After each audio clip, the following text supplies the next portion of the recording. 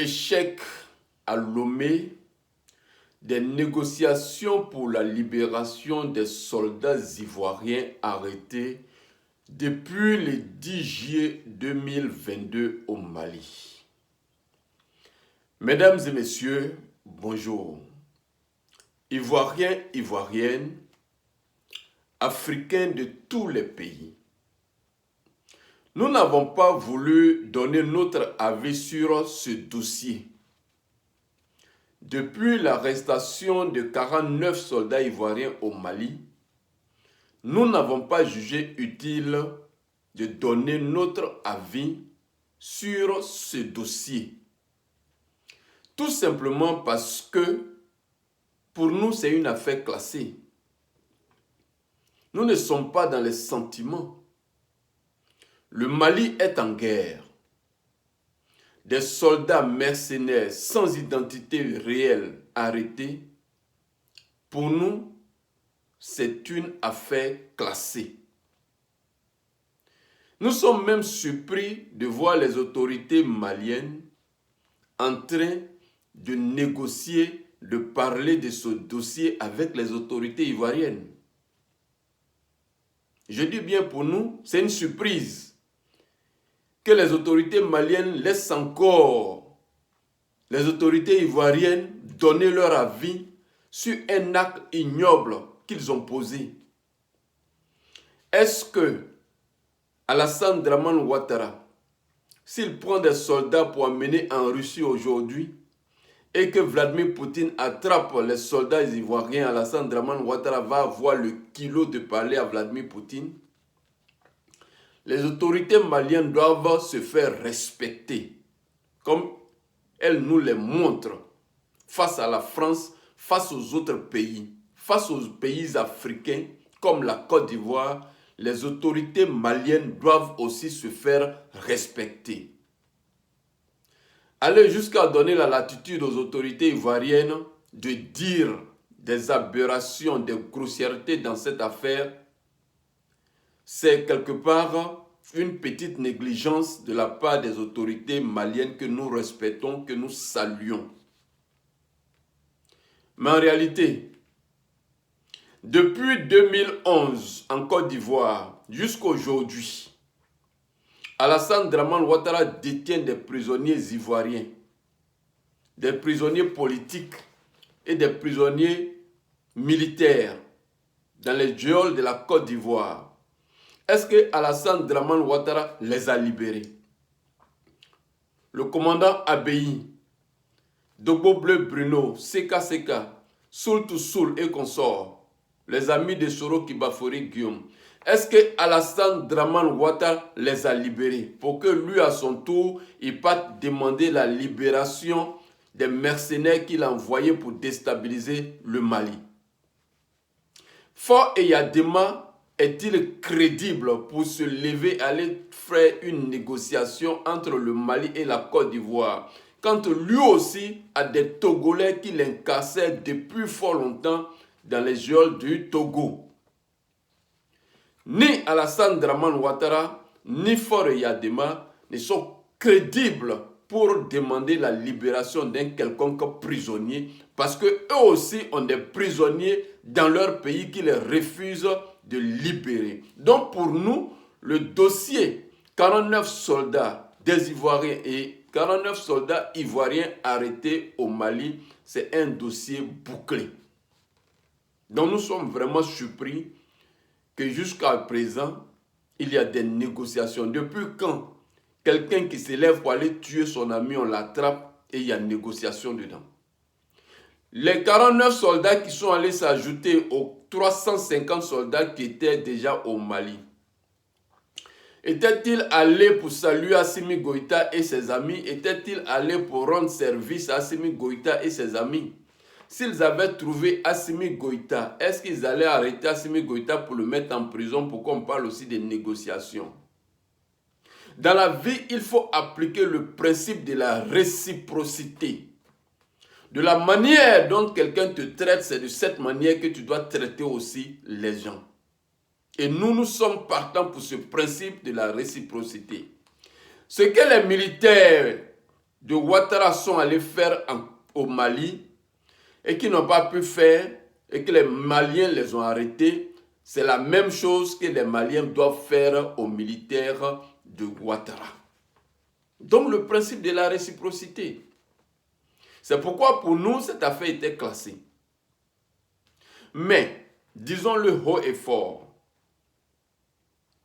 dans la vie, il faut que les autorités maliennes apprennent à Alassane Dramane Ouattara à respecter quelque chose parce que Ouattara, c'est quelqu'un qui ne respecte aucune loi. Ouattara, c'est quelqu'un qui ne fait que ce que les Français lui disent. Alassane Dramane Ouattara que vous voyez là, il a deux choses qu'il fait. La première chose, lui-même, ce qu'il a envie de faire, c'est-à-dire mettre Teni Brahima Ouattara au pouvoir. Pour cela, il est prêt à éliminer tous les Ivoiriens. Et deuxième chose, c'est faire ce que la France lui demande de faire. Donc, aller créer des guerres partout pour que la France existe encore dans nos pays africains. En réalité, ce que tous les Ivoiriens doivent savoir, c'est que le plan d'Alassane Dramane Ouattara, c'est de provoquer une guerre entre la Côte d'Ivoire et le Mali. De sorte à ce que la France et ses alliés, dont l'OTAN, attaquent le Mali de Vladimir Poutine et déporter donc le conflit entre la Russie et l'Ukraine en Afrique. Je répète. L'objectif de Ouattara en multipliant les provocations, c'est de créer effectivement une guerre entre la Côte d'Ivoire et le Mali. Donc entre la France, l'OTAN, les États-Unis et la Russie. Pour déporter la guerre que l'OTAN a perdue en Ukraine contre Vladimir Poutine en Afrique. Et comme ça, en Afrique, ils peuvent venir essayer les missiles qu'ils ont fabriqués. Parce que c'est en Afrique seule qu'on peut exterminer 25 millions de personnes et aucun pays, aucune nation ne lèvera le petit doigt pour demander justice et réparation. C'est en Afrique qu'ils peuvent venir essayer leurs missiles qu'ils ont conçus. Et c'est pourquoi Alassane Dramane Ouattara fait tout pour provoquer le Mali.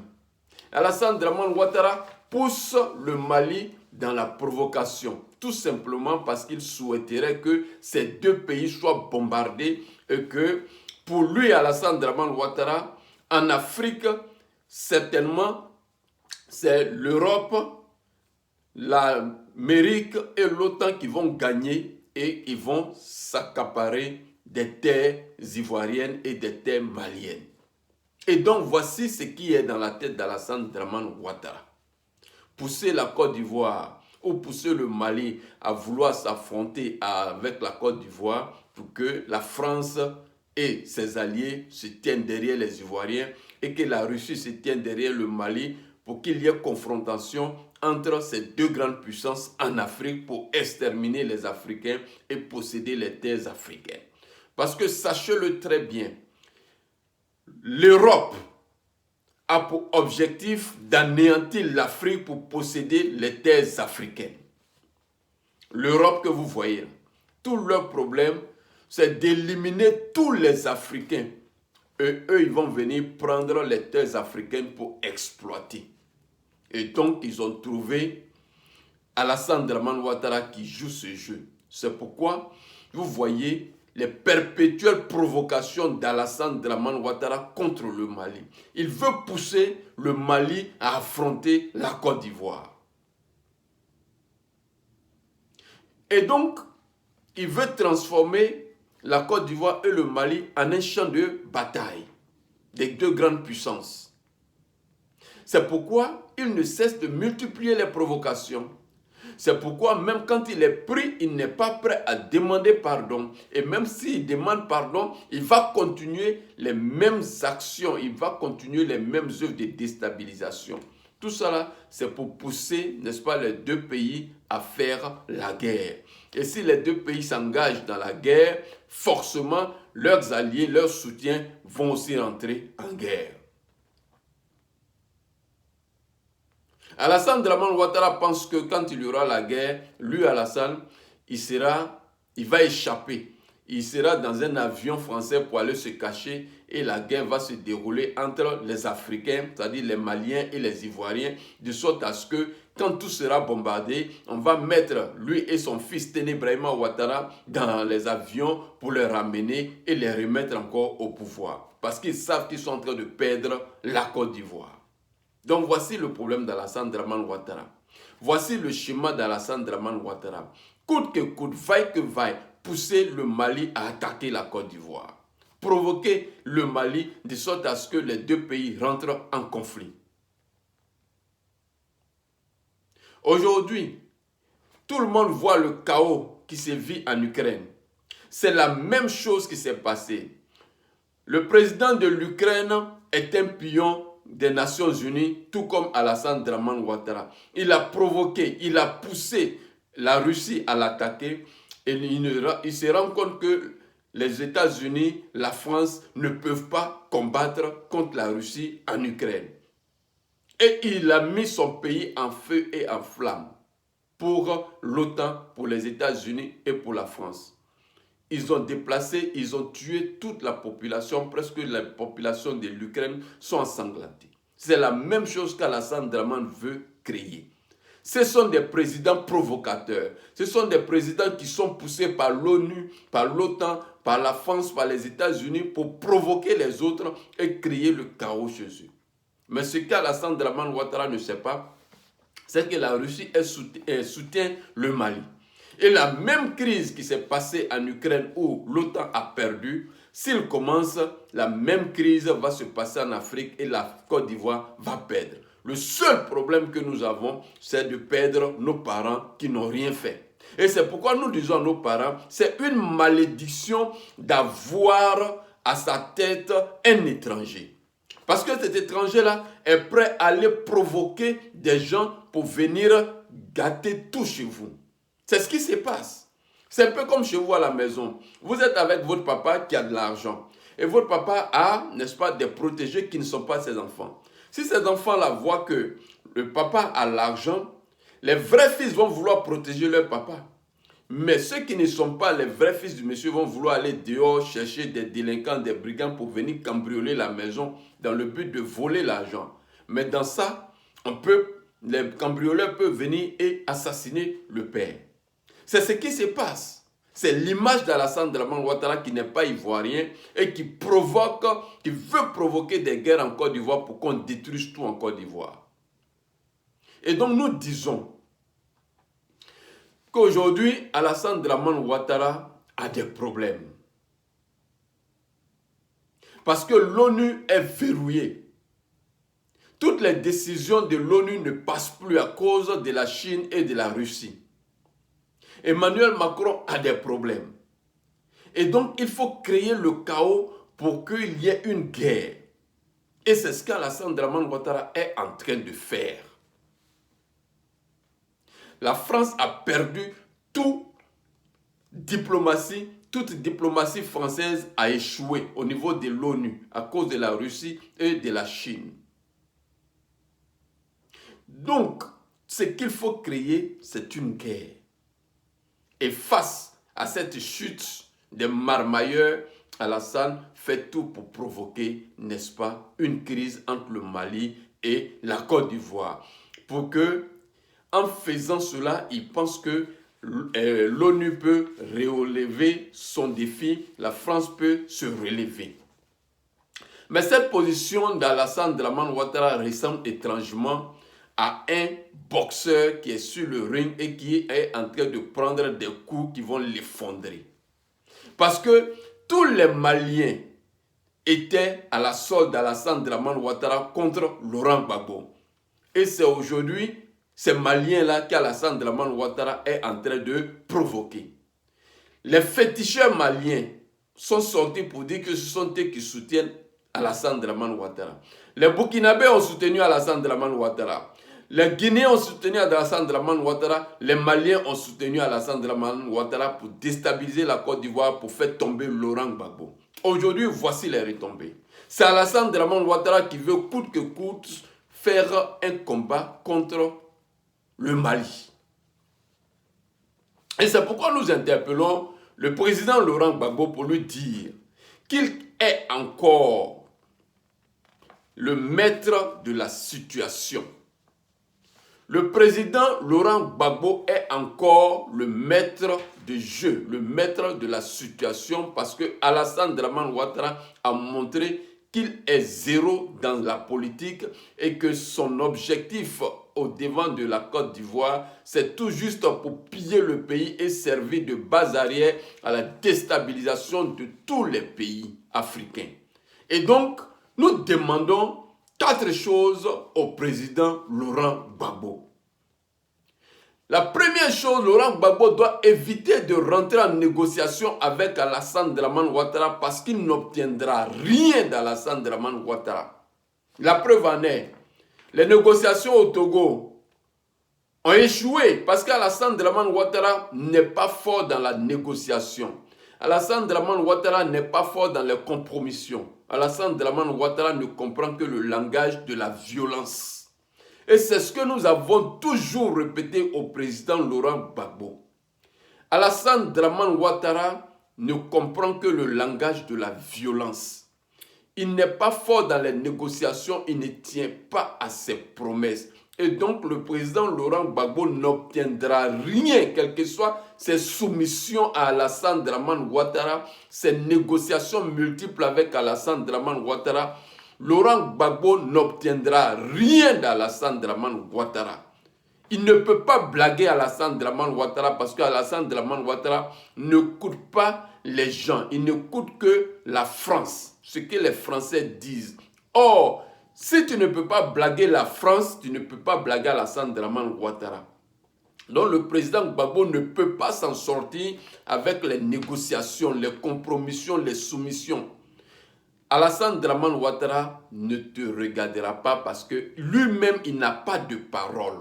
Ses paroles varient, ses paroles dévient en fonction de la France. Ça, c'est la première chose. La deuxième chose, il faut que Gbagbo arrête ses relations avec Alassane Dramane Ouattara. Ne plus jamais se présenter aux appels d'Alassane Dramane Ouattara parce que Gbagbo va pour se ridiculiser. Un monsieur chez qui tu n'obtiendras rien. Aosingben, c'est comme ça qu'on l'appelle. Aosingben, Alassane Dramane Ouattara, tu n'obtiendras jamais rien, Laurent Gbagbo, de lui. La preuve, depuis que tu es rentré, les abbayes, CKCK, Dogbo sont toujours en prison. Les leaders de GPS, Soul et consorts sont toujours en prison. Tu n'as rien obtenu. Ça veut dire qu'avec Alassane Dramane Ouattara, on n'a pas besoin de retourner, de tourner, de négocier. Il ne fera rien. Aux militants PPACI, si vous ne réorientez pas la politique de Laurent Gbagbo, c'est vous qui allez perdre. Parce que si jamais Gbagbo Laurent disparaissait, c'est vous qui allez perdre pour toujours. Parce que c'est vous qui n'êtes pas prêts à rentrer dans les autres partis politiques. Vous êtes en palabre avec le COGEP. Vous ne voulez pas du GPS de Soro Kibafori Guillaume. Et donc, si vous ne vous prenez pas pour réorienter la politique de Laurent Gbagbo et que vous perdez Laurent Gbagbo, vous, PPACI, vous allez disparaître pour toujours. Retenez ça. Laurent Gbagbo qui a dit que lorsqu'un village est attaqué, il faut secourir le village. Voilà Assimi Goïta qui est en train de lutter au Mali contre la France. Alors que Laurent Gbagbo, c'était son combat, est aujourd'hui incapable de s'allier à ces jeunes militaires maliens pour débarrasser l'Afrique de la France. Et Assimi Goïta va réussir son combat parce qu'ils sont dans la logique de tout ce que les jeunes Africains pensent. Et donc, Assimi Goïta, Laurent Gbagbo devait se rapprocher de lui. Mais Laurent Gbagbo ne le fait pas. Et pourquoi? Donc, nous disons au PPACI, si vous ne réorientez pas la politique de Laurent Gbagbo, vous allez le perdre et vous, PPACI, vous allez disparaître pour toujours. Et c'est pourquoi nous demandons au PPACI de débarrasser Laurent Gbagbo de Nadi Bamba.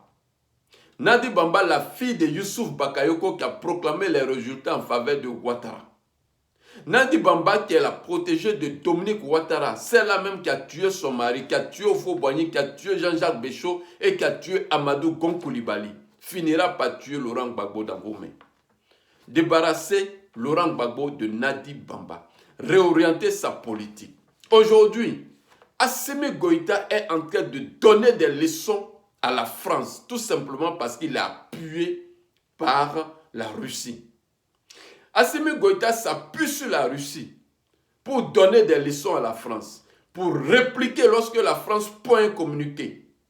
Et nous disons que Jean-Yves Le Drian a été obligé d'être chassé du gouvernement pour incapacité. Parce que Abdoulaye Diop, le ministre des Affaires étrangères du Mali, a montré les limites et les carences de Jean-Yves Le Drian.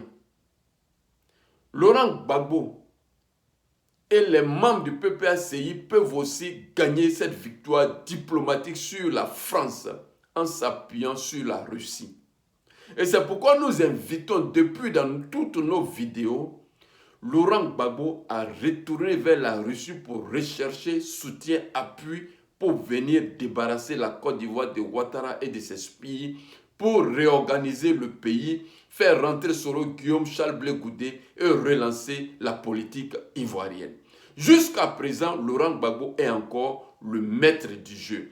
Mais il est question que les membres du PPACI réorientent la politique de Laurent Gbagbo en l'amenant en Russie pour prendre des attaches avec Vladimir Poutine, avec la Chine, le président chinois, et revenir en Côte d'Ivoire pour débarrasser Alassane Dramane Ouattara de tout ce qu'il est en train de faire et réorienter la politique ivoirienne.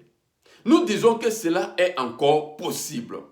Cela est encore possible, mais à condition que Gbagbo comprenne que sa politique doit s'appuyer sur la Russie, comme Assimi Goïta, comme en Centrafrique le président Archange Touadéra.